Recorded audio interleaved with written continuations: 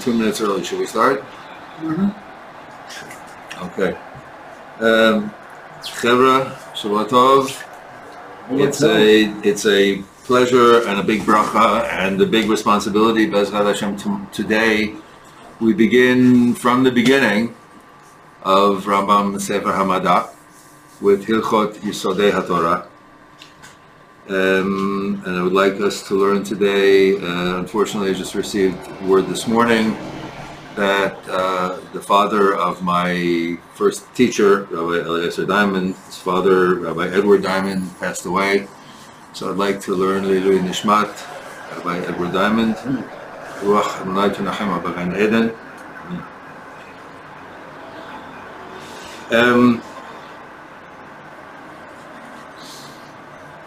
As you all know, Rambam is one of my heroes, and so may it be the will of HaKadosh Baruch Hu that I get things more right than wrong, and that I be open to being corrected when I'm wrong, and that I not teach, the good, the bad as good, and the good as bad, and the tameh as tahor, Torah as tameh, and that we can learn this B'ezrat Hashem together.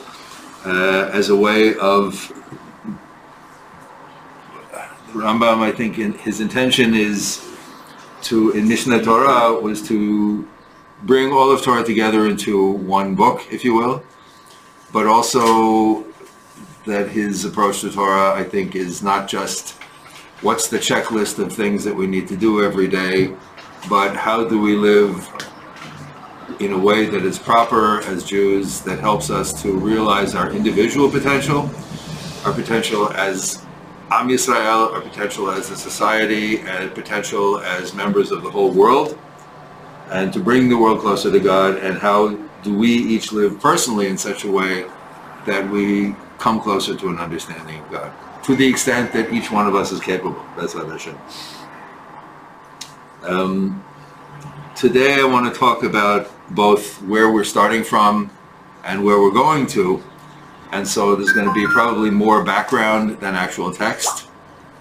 Where we are starting from is Hilchot Yesodei Hatorah, the laws of the foundations of Torah, is the first, before this, at the beginning of Sefer Hamadah, he has his introduction, which is lists of the mitzvot, which is an interesting study in and of itself. And the first sefer of Mishnah Torah is called Sefer Hamadah, which is usually translated as the Book of Knowledge or the Book of Wisdom. And I don't have a particular source for this. This is just a thought of my own, but I think that it may also be useful for us to think of it as Madah in the sense in which the word is used in modern Hebrew. And maybe we should call this Rambam's book of science, because Rambam definitely saw what we now call philosophy, which we could also say was the science of his time, meaning the part outside of Torah, the wisdom and knowledge of his time. He definitely saw that as not in conflict with Torah, and in fact his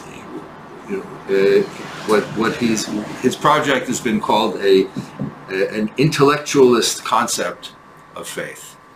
While there were others of his contemporaries who saw philosophy as potentially in harmony with Torah, if I understand correctly, historically, they more saw it as like, it's all going to the same thing, but you don't need philosophy because Torah gives you revelation.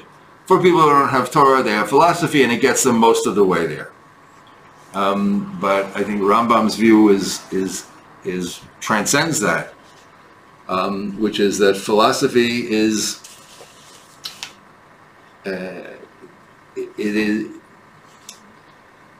philosophical knowledge. Also, as one of the scholars says, philosophical knowledge renders an immediate apprehension of the objects of faith possible. In other words, we live in this world, and we look at the world that God created, and we look around and we say, how do we understand this? And philosophy, science, if you will, give us tools to help to understand our world.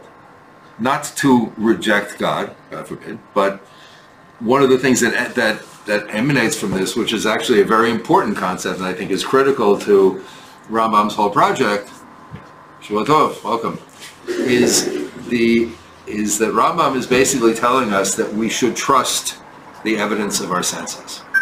Rambam is telling us that God does not play tricks on us. God is not the kind of person, you ever read, you guys know the book Hitchhiker's Guide to the Galaxy? It's a great book, right? So God is not the guy who puts a wallet on the street with a little string attached to it, and when you bend down to pick it up, yanks it away and says, ha ha, I caught you, right? God is not playing games with us. But Rambam's whole project is based on the understanding that the evidence of our senses is real, that we experience the world in a real way. This world is not a world of mirage. It's not a world, it's not a dream world. Shavua Tov, welcome. But it is rather the world that God created. God created us within the world. To be Tzelem Elohim means that we have a way of interacting with the world on our own terms. And so Rambam is basically telling us that our own terms are valid.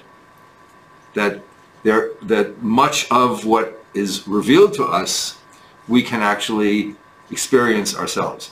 Another aspect of what that means, which is really critical, and this goes to a conversation that we had a few weeks ago about Rambam's pushback against the Gaonim. It means that each one of us, that each of our personal experiences of God's world, each of our personal coming to an understanding of God's world is valid. That no one person's perception of God's world is more valid than another person's, right? Because each of us, and again, it kind of, you think about, if there's a purpose to creation, and if we're part of the purpose of creation, and if humans are not each of us individually valid, then why is there more than one of us, right? And so what Rambam is saying is that each one of us has our own purpose in this world. Each one of us has our own unique way of coming to an understanding and an acceptance of God in this world, and that is valid.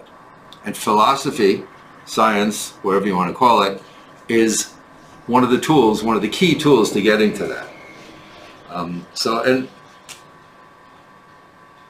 And I would also say that philosophy comes to the rescue to a certain extent, or in a way of expressing it. In that Rambam, I think, is also very, very clear that we can perceive what we can perceive, and what we cannot perceive is beyond our ken, beyond our perception. And so, if you remember in Hilchot Yesodei, where he said, how does God know things? God knows. But how do we understand that? We can't understand that. Don't ask, right? Rambam is basically saying, I would say that Rambam's view is, in the original sense of the word, agnostic. It's not that God is or is not there. God does or does not exist. It's not a question in Rambam's mind. But Rambam is very clear that we cannot understand, we cannot perceive, we cannot comprehend God. Nonetheless, our job is to spend our entire lives trying to comprehend God. Okay?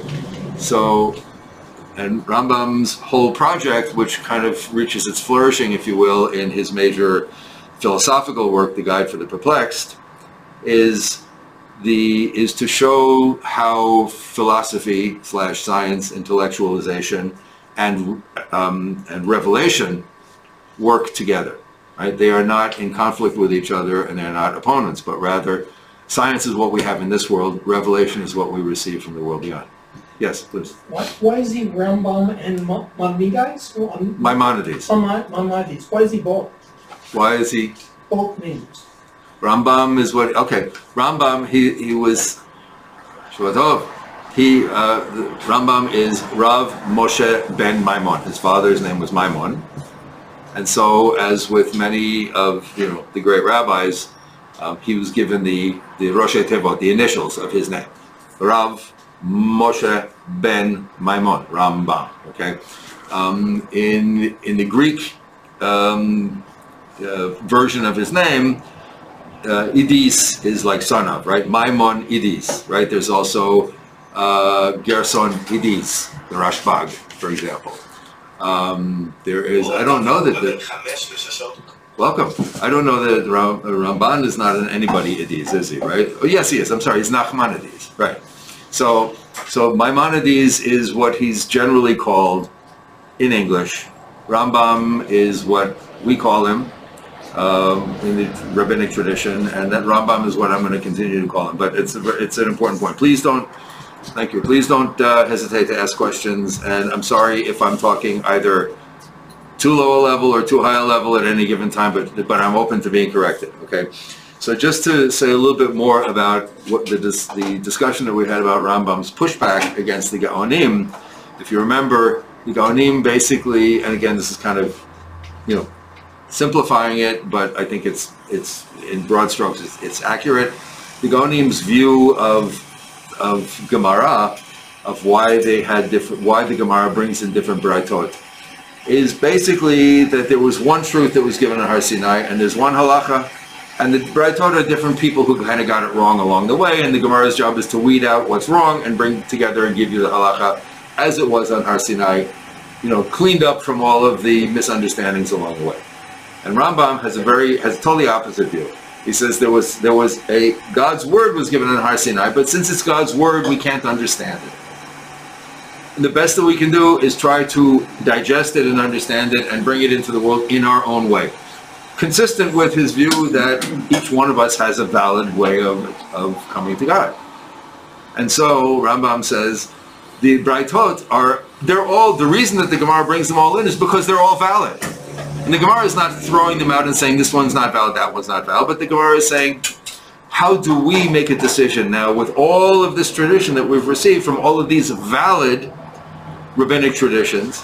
How do we now come to a consensus of how we're going to live our lives, right? So in the days of the Gemara, and by the way, I just read a fascinating article about how the contention is that basically in the days of Abaye and Rava, that's when what we now call Gemara started to come into being. If you look in the Gemara, if you learn Gemara, you'll often see a passage that will say, Amar Rav Aleph, Amar Rav Beit, Amar Rav Gimel, Amar Rav Dalet. Right? We have a rabbi who's saying this rabbi said that, going back generations, right? And then you will see a phrase that says not Amar Rav Aleph, Amar Rav Beit, but rather Amar Rav Aleph B'Shem Av Beit. Right? So we have either Rabbi A says Rabbi B says Rabbi A said Rabbi B said Rabbi C said Rabbi D, or we have says Rabbi A in the name of Rabbi B. And interestingly, so the scholar did a whole analysis of the Gemara in the days before computers and before the internet and before hyperlinks, and determined that this lineage, says Rabbi A, said Rabbi B, said Rabbi C, stops in the days of Abaye and Rava, who were respectively heads of the great yeshivas, right? And from the times of Rava and Abaye going forward, you see, says Rabbi A in the name of Rabbi B. And apparently what was happening was that Rava and Abaye started collecting the kuntrasim from the different yeshivas.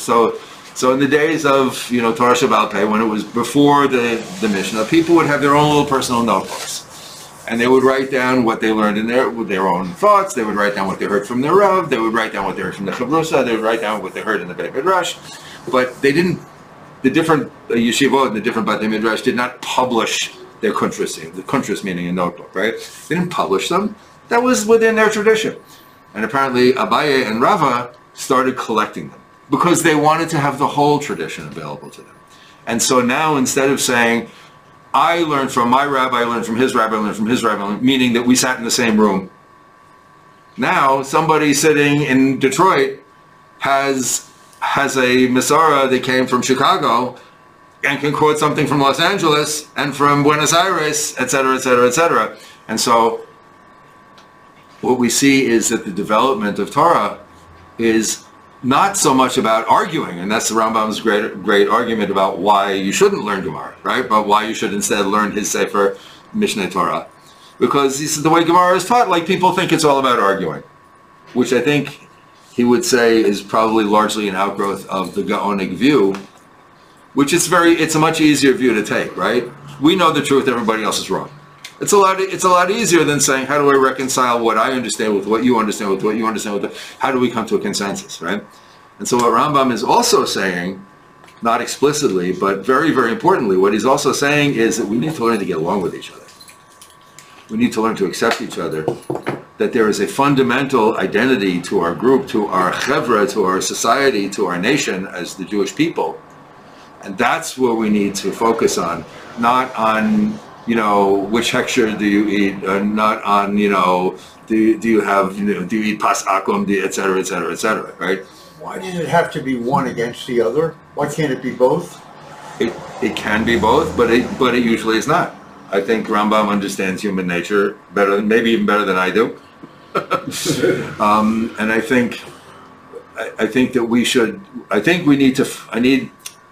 In fact, it is both. It's both.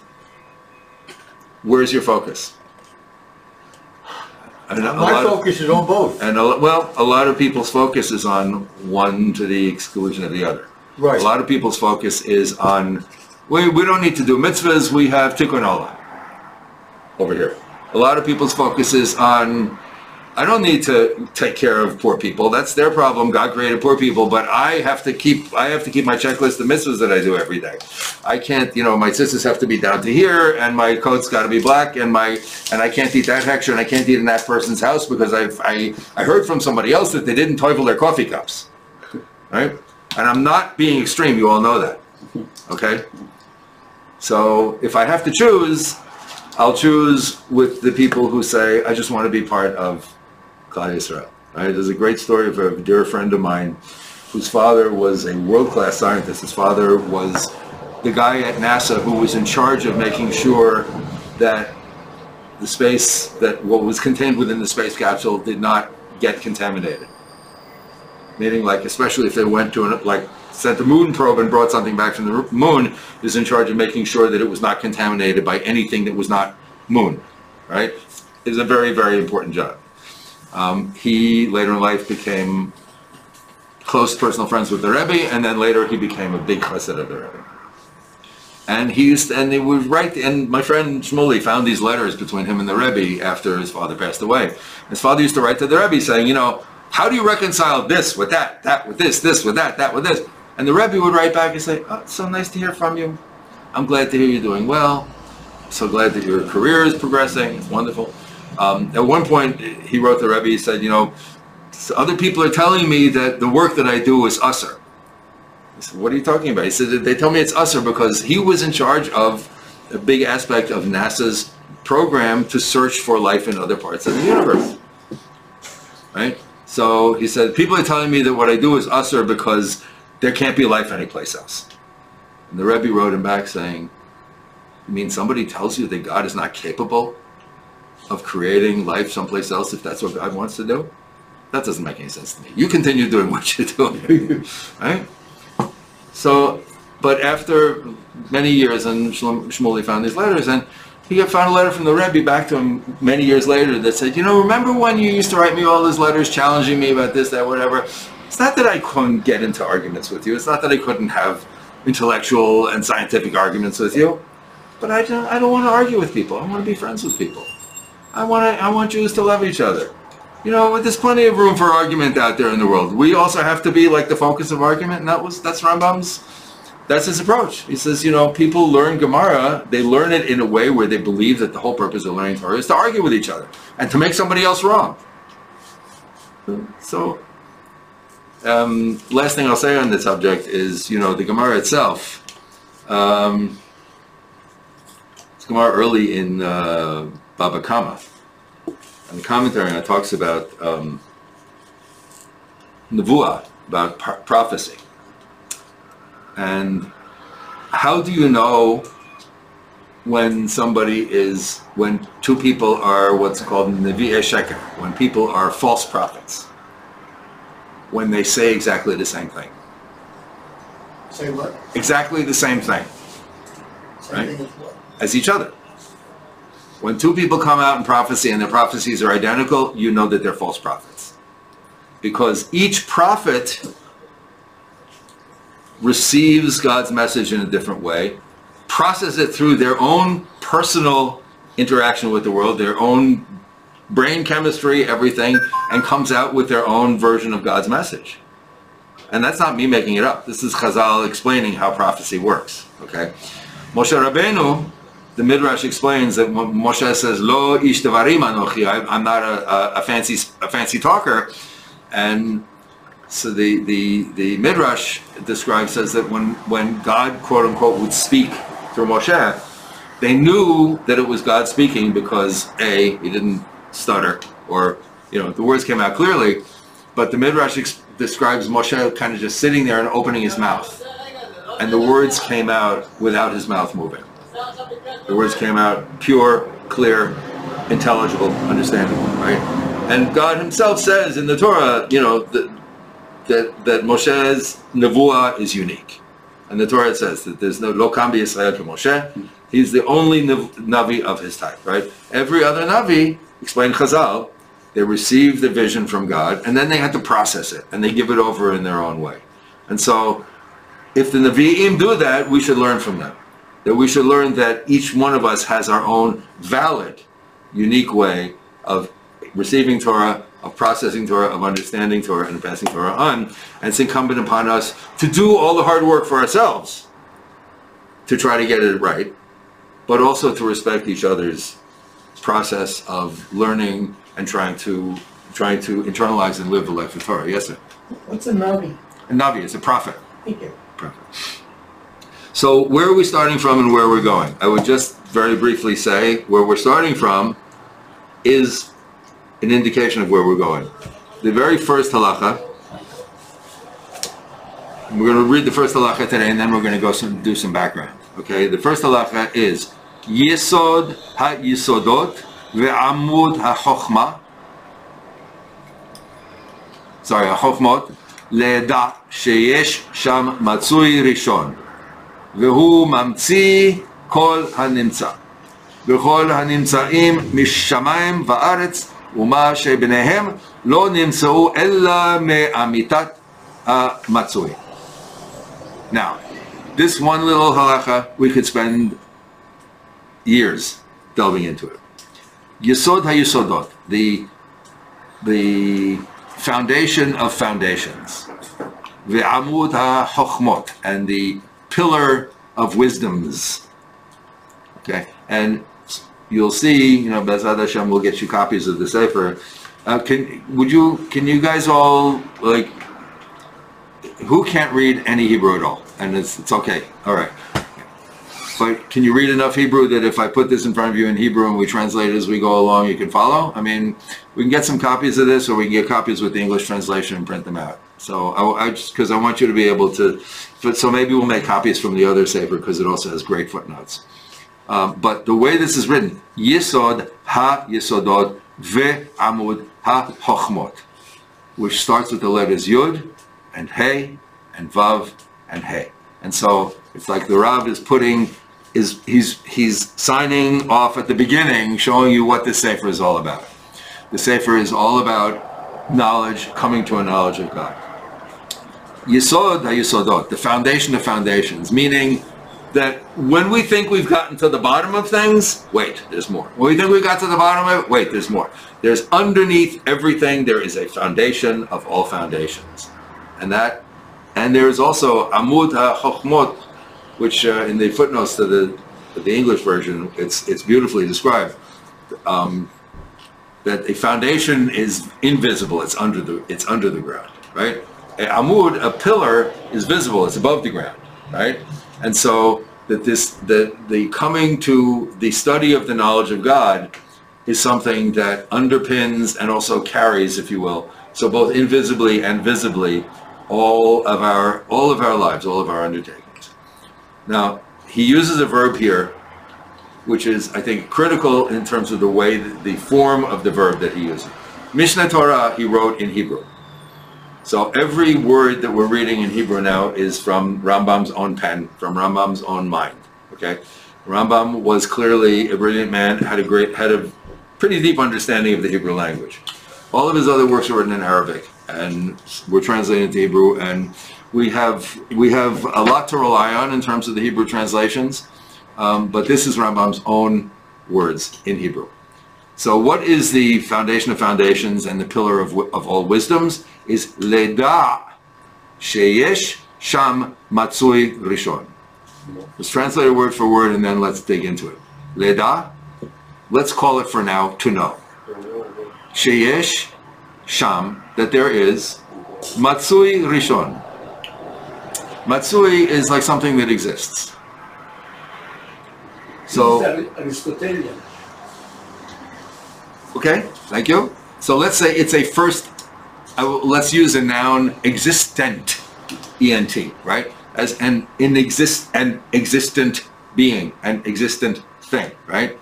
Again, Rambam's whole perception of God is that we cannot perceive God. And therefore, as I'm sure many of you know, Rambam's whole quote-unquote definition of God is negative. God is not this and not that and not this. And until we exclude everything in the universe, we can't say that we've started to even know God, right? So the use of the word, of the form of the verb leda, it's not ledat, right? Ata, we say when we take out the Sefer Torah, ata horeta ledat. You were shown in order to know, right? In other words, seeing is believing. When you see this, you know it. Consistent with Rambam, by the way, right? That the evidence of our senses is to be believed, right? That it's real, right? Ata horeta, you were shown ledat. So now you know, right? Leda is a slightly different form of the verb, and it means to become intimate. It means to get to know. It means to discover. It means to find out, right? Rambam is not telling us that if you don't know, you're lost.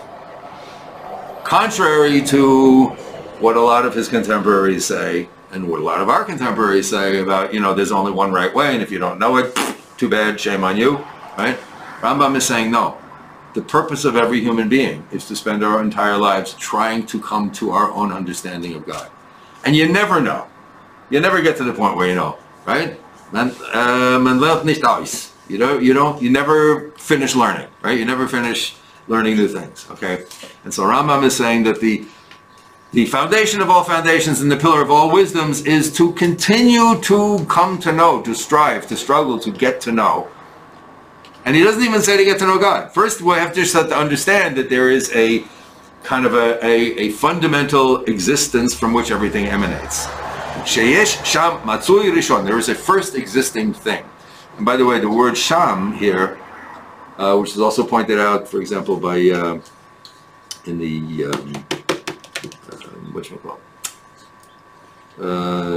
the Mechaber's notes on Rambam. It's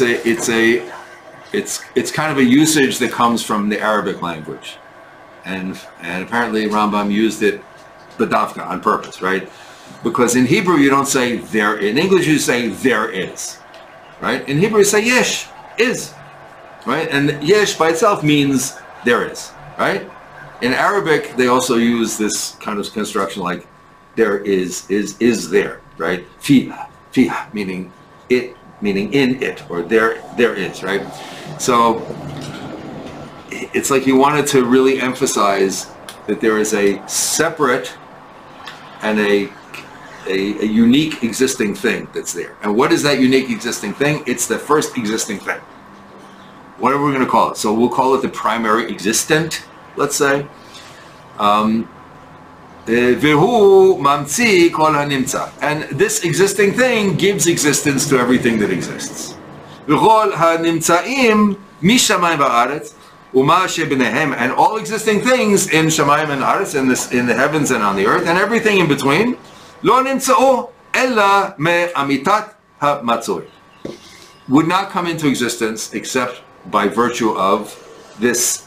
So what the philosophical term, it's like it is a necessary existence, right? Meaning that it's the fundamental layer of existence than which nothing is more fundamental, right?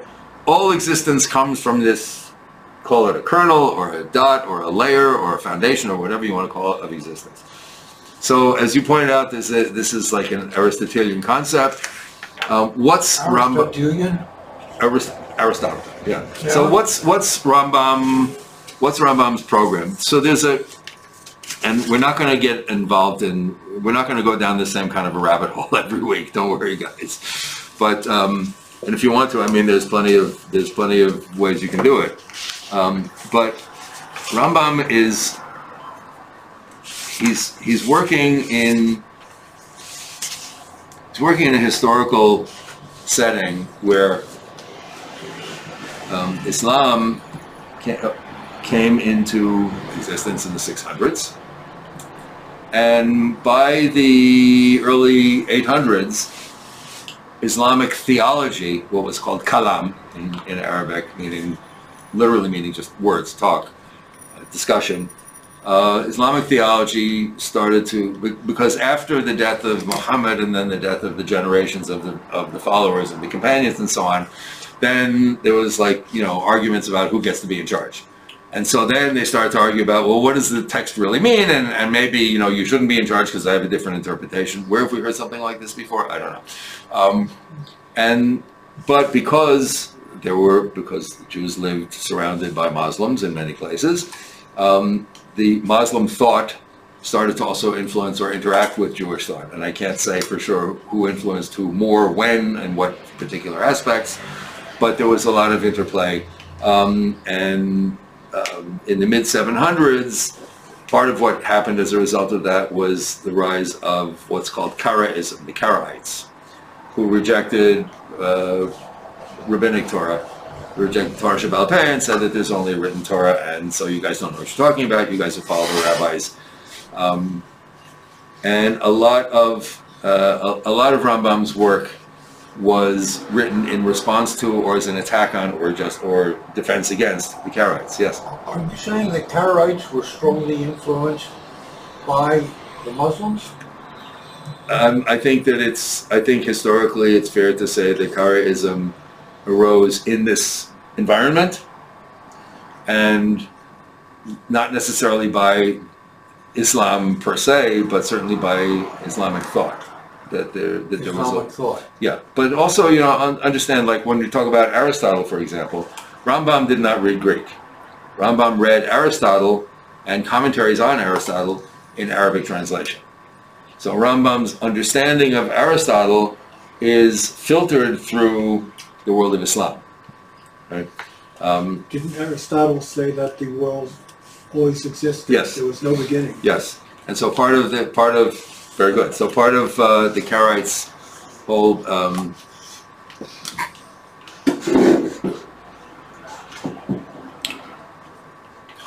part of the kalam, the Muslim theology, was they went through this intellectual exercise whereby they quote unquote proved, and I'm always going to use the word prove in quotation marks because who knows, where they quote unquote proved that the world cannot have existed eternally. Fine. Rambam apparently set that aside because he said if God is eternal, then it doesn't matter what you think about the world. Yes, Rambam says, Revelation makes it very clear the world did not exist forever. But even if you want to argue that the world existed forever, it doesn't matter because God's in charge. But it does. It matters greatly. It doesn't undermine God's being in charge. The fact you can't force somebody to accept a revelation. They either buy it or they don't buy it. Can't force anything, So, but it's a huge distinction. So it is a huge distinction. But Rambam's quote-unquote proof for the existence of God, which we're not going to go through now because I have to go back and reconstruct it myself before I even try to explain it, is independent of the proof for the eternalness or not eternalness of the existing cosmos. That's all I'm saying. We need to move beyond, right? So Rambam is writing historically at a time when there is what you might call breakaway, strong influence of a Karaite movement, which is growing in importance in Judaism, and he's writing to counter this influence. That's a big part. Is that true? That's a big part of his program. At the Did they time, ever yes. reach 10%? The Karaites? Is there any way to know that? I have no idea. They were pretty big. I don't know. So you would think they would have reached 10% if they were important enough for Rambam. I mean, there are Karaites around today. There are Karaites around today. Yes, There are Karaites living here. There were many more in the U.S. In those days. I don't know why is 10% What's significant. of That's 10%? significant. Yeah, I don't know the numbers, but I don't think there's a Hasidic group that's 10% of the Hasidim, for example. couldn't tell you. 10% is significant Couldn't tell you. and growing, and they must have been growing. They certainly had their influence.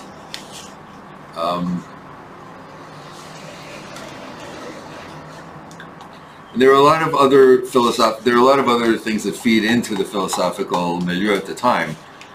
Some of which apparently came, for example, more directly from Greek influence. I would just throw out a couple of them. One is the notion that everybody worships the same God, which we hear today. When you get down to reality of it, we all really worship the same God. And I'm not so sure that I agree with that statement. I don't know.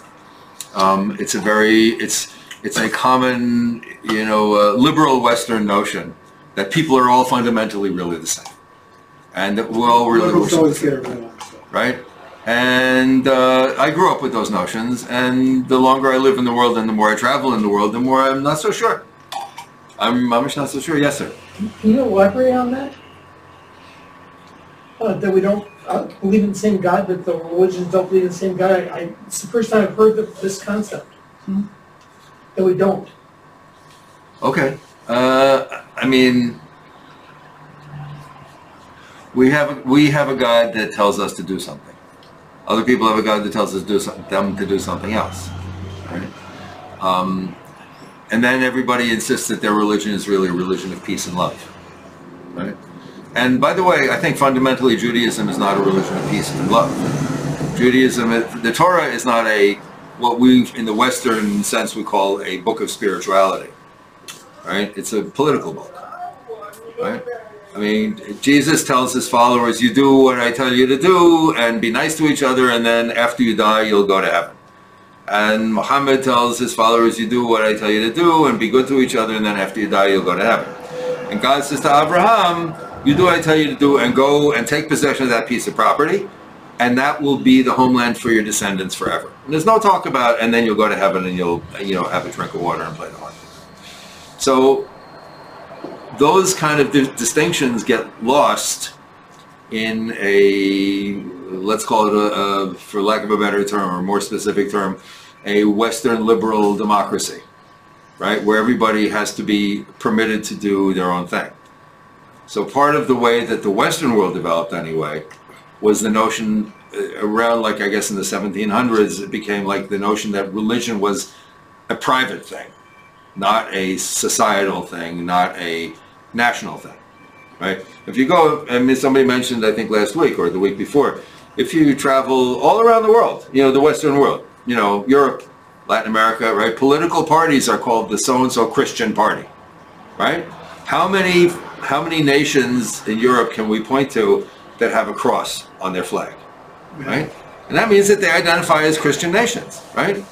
Which means that what they're saying is that, when you are in private, we'll allow you to have a different religion, but it's not right, right?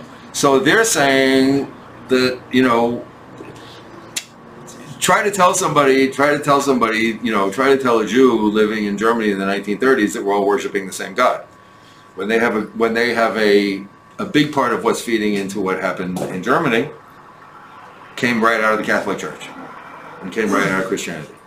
Okay, so it's with Christianity. It says you can't go to heaven unless you believe in JC blood. He's the sacrifice, right, for your sins. Right. So if you don't have him, there's no way to. Right. To the extent that even in Catholic dogma, anyway, I don't know if they've changed it, but righteous people who died before the birth of Jesus cannot go to heaven because Jesus is the Redeemer, and they couldn't believe in Jesus as the Redeemer. Redeemer. People in the Amazon, unless you're a Mormon. They never heard about JC. They never got a chance. So according to that dogma, they cannot go to heaven. And so I tell them, this is your heavenly Father. He sent his Son down to save everybody, and he didn't get to go see a bunch of people. Yep, you're out of luck. Yeah. So, they told me they weren't worth trying to save. That's why they never got to see it, because God knew they were worthless. I gave up debating with all these people on that. And in Judaism, the Jewish God is a God of descension, not ascension. The God who comes to prepare down. the physical world Yes. to receive Hashem. So we're going in two different directions.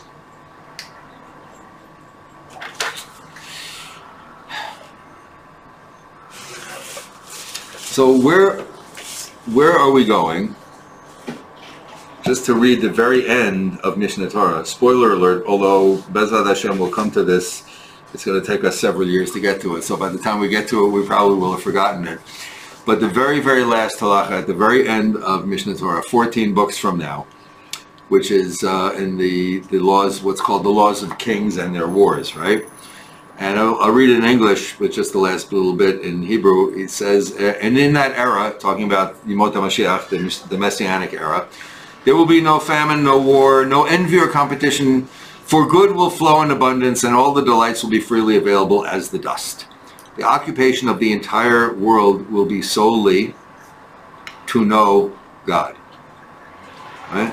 Lo yeh esek kol ha'olam ella ladat et Hashem bilvad. Using the same verb, ladat, but in a different form. Ladat, which is much more definitive. Ledat here can mean to get to know, to be introduced to find out about. And so we're going to start with the commandment, if you will, which is the foundation of everything, which is, let's say, it's even more fundamental than a commandment, right? Where does Torah Shabbat Peh begin? The oral Torah. Where does it begin? It begins with the very first Mishnah says, "Me'ematai korin et hashma ba'arabi." From what time do we read the Shema? In the evening, right? And the Gemara asks the question, wait a minute, what do you mean from when? Who says that there's a mitzvah? You would expect the Mishnah instead to say, Yesh mitzvah, or, chayav kol adam likro kriyat shema pa'amayim b'yom, pa'am b'boker, pa'am b'er, right? You would expect the Mishnah to start off saying, you have a mitzvah to read kriyat shema twice a day, in the morning, at night, and in the morning. And instead it just says, when do we do it? And the Gemara says, listen, if you don't even accept that God gives us these mitzvahs, why are you even reading this book? Right? This is Aleph. We have to be, as we say, we have to accept upon ourselves the yoke of the commandments, the yoke of heaven. Right? So if you already accept the yoke of heaven, now we can talk. If you don't already accept the yoke of heaven, then we have to have a different conversation. Or it doesn't matter, you're going to keep on coming to Shir, and you're going to keep on coming to Shul, and you're going to keep kosher and keep Shabbos, even if you don't believe. Mitoch shelo lishma ba lishma. You keep on doing something, even not for the right reason, bit by bit, you become indoctrinated. You get to understand. Your wisdom and your understanding deepens, and you start to grasp the right reasons. Okay? So we welcome Jews. We don't, to quote Queen Elizabeth I, we don't make windows in the souls of men. We don't ask them, but what do you really believe, or what do you really think? Because first of all, anybody who's going to be honest doesn't know from one moment to the next what they actually believe. Sorry, guys, but this is the way our minds work, right? Our minds are, well, I thought I was sure, but now I'm not so sure. I thought, I thought I understood, but now maybe I don't understand. I thought, what? But then I thought, and I don't know. Or I learned something new. I thought I knew everything there was to know about the experience of prayer. And then I went to pray yesterday, and you know what? I learned something new. So I guess I don't know everything. So if it's not leda, if it's not finding out, if our lives are not a constant process of finding out, says Rambam, then why are we here? What are we doing with this amazing gift, this precious gift that God gave us of existence? But we do say with certainty that God cannot exist in corporal form. That's the Jewish mantra. Well, we're going to read. We're going to read. I mean, the Gemara says, oh yeah? The Gemara says, really? The Gemara has the very beginning of Brachot, right? It's an amazing Gemara. We should learn it. And the very beginning of Brachot, the beginning of the Talmud, right? There's a whole long discussions about God's physical form. What does God look like? How tall is God? and part of it emanates from this whole discussion about when I put on my tefillin, I know what it says inside of my tefillin. What does it say inside of God's tefillin? And nobody says, what do you mean God's tefillin? God doesn't. It's part of our dogma that God has no physical form. They take it seriously. They get into a whole argument about it. It's a whole discussion. It's amazing. All right? So what I want to encourage, I'm not disagreeing with what you said. Right? Rambam doesn't disagree either. I'm not disagreeing with what you said. What I'm saying is I want to encourage us to, which is a big challenge, is to, for me, learning Rambam, a big part of the whole overriding lesson of learning Rambam is setting aside everything I think I know. And I can't remember who said it, but there's a great saying from one of the Rishonim, Lo yadati she yadati, ad she yadati, shelo yadati. I didn't know that I actually knew anything until I realized that I don't know anything. Right? It's like when you start to, which was like Socrates' whole project, right? Is not to find out what I know, but to start to test the boundaries of my ignorance, right?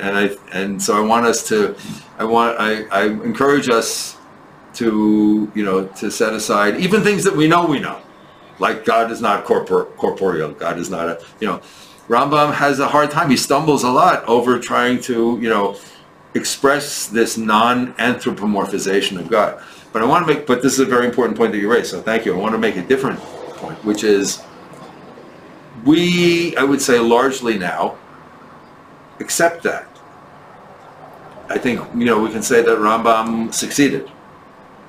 That we, observant Jews, we don't argue about whether or not God has a physical form, right? We don't argue about whether or not God has human attributes. I would say that Rambam, like I said, I think he succeeded. To the extent that those of you who have read part of my book, for example, I say things that sometimes the frum people get a little upset about, because I say, well, it says here that God got angry. And they say to me, you can't say that God gets angry. And I said, look, I didn't say it. It says in the Pasuk, right? God says, I regret having created human beings. How do you read that? Well, it can't mean that. Well, okay. But let's set that aside for a minute. Let's just try to interact with the text as it is, right? So that notion of non-anthropomorphization of God has become such powerful dogma that there are points where it clouds our own vision of what's going on, where we can't even approach the text in the radical way that the rabbis of the Gemara approached it. Okay? Just not for nothing. Okay? Radical statement here. Thank you. I'll take responsibility for it myself. Rambam's struggle, if you will, the battle that he fought back in his day was against the Karaites, was against the anthropomorphization, because he was dealing, he was also, I'm not enough of a scholar to even begin to say to what extent I thought he was influenced by or bowed to pressure from the Muslim world in which he lived, right? There's very serious scholarship that is pretty sure, I'm not saying that it's true or not true, but there's very serious scholarship that's pretty sure that at some point in his life, Rambam and his family all converted to Islam in order to not be killed, right?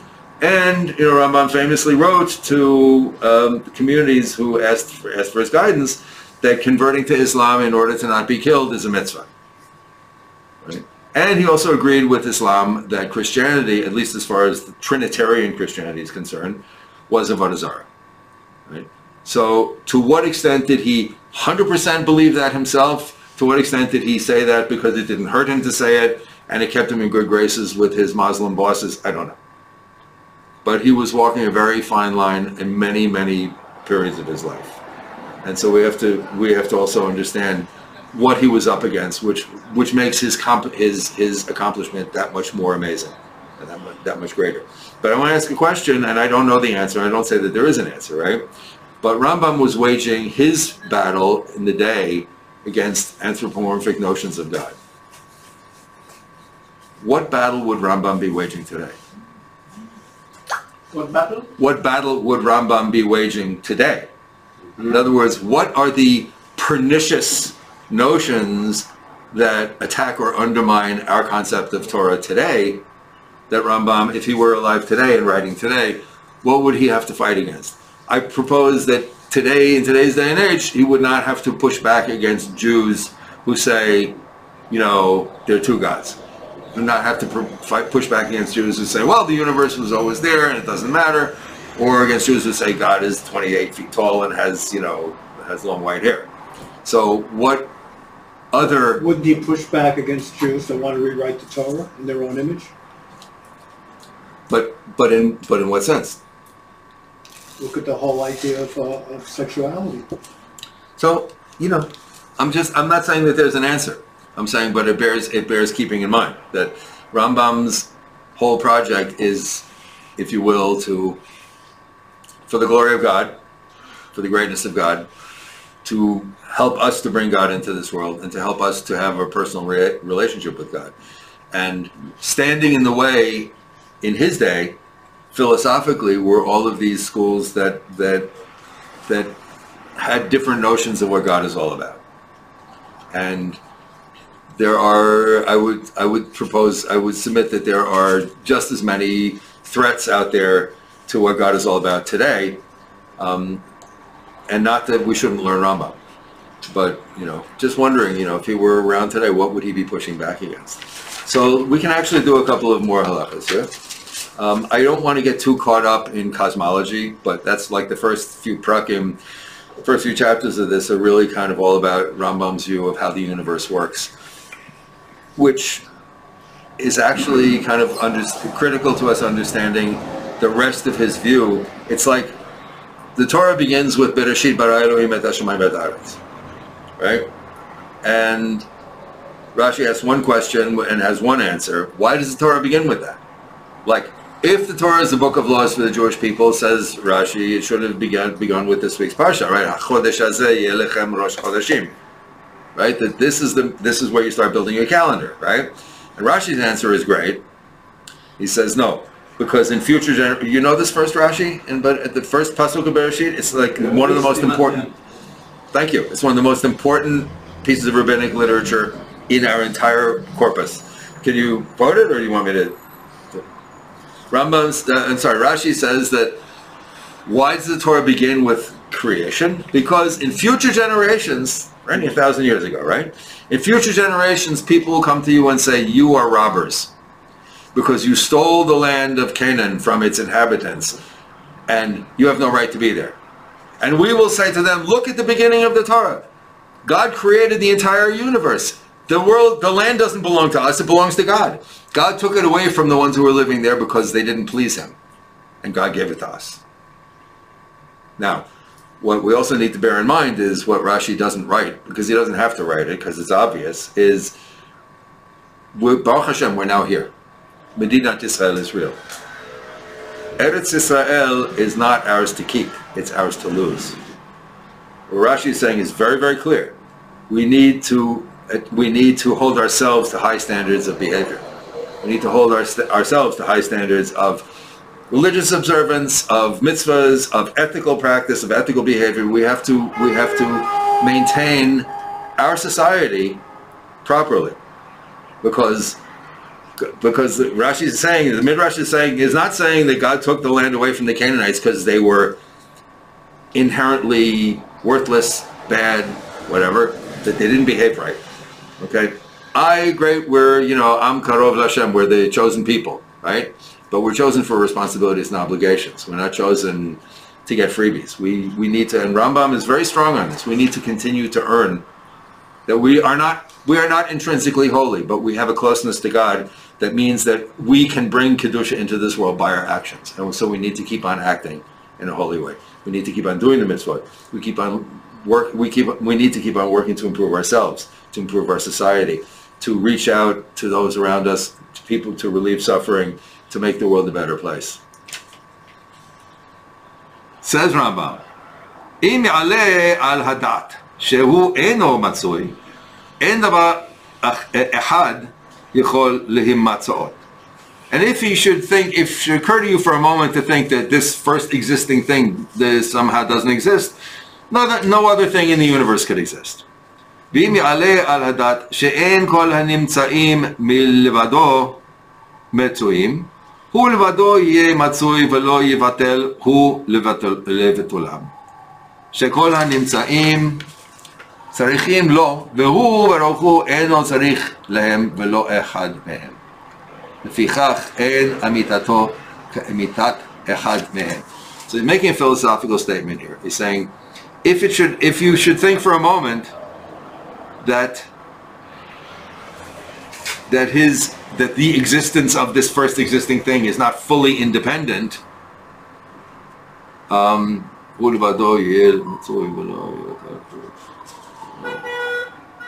if it should be that this first existing thing were to continue exist and everything else were to stop existing, and nothing else in the universe would, the whole, all the toothpaste gets squeezed back into the tube, the film runs backwards and everything vanishes, right? This first existing thing would continue to exist, because this first existing thing does not need any other thing in order for it to exist. Excuse me? It's independent. Right. It does not need any other thing in order for it to exist. Every other thing that exists does need that first existing thing in order to exist. Its existence is dependent on. Now, when he says amitat himtsa'o, he says what's translated as the truth of its existence.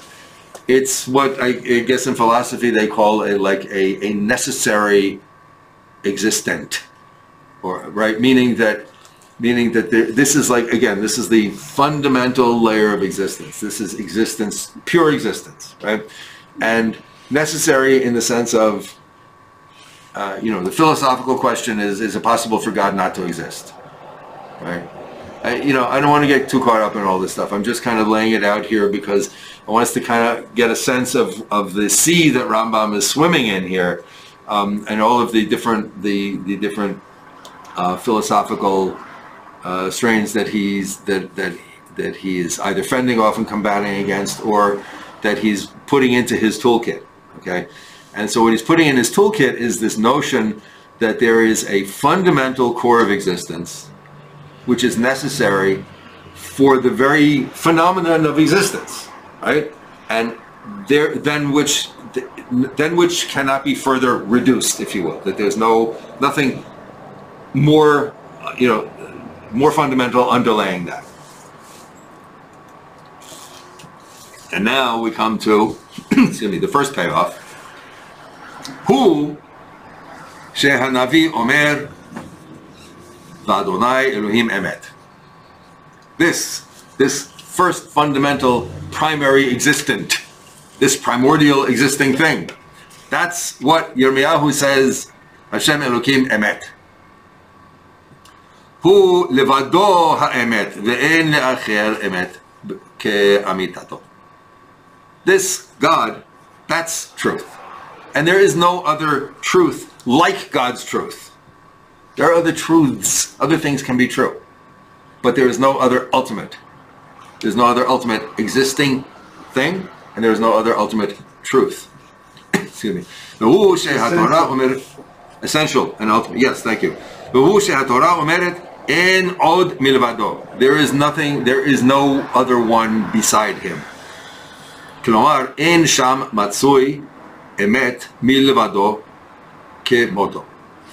As he said in the very first halacha, right? Sheyesh sham matsui rishon, that there is a separately existing, first existing thing. And he says now the Torah reveals it to us. So right here at the beginning of his sefer, at the beginning of his project, you see what Rambam is doing. He's taking the world of philosophy and he's saying all of this has truth to it. Yesh chochma bagoyim. That the non-Jews also have wisdom. There is truth to this. And we can work with it.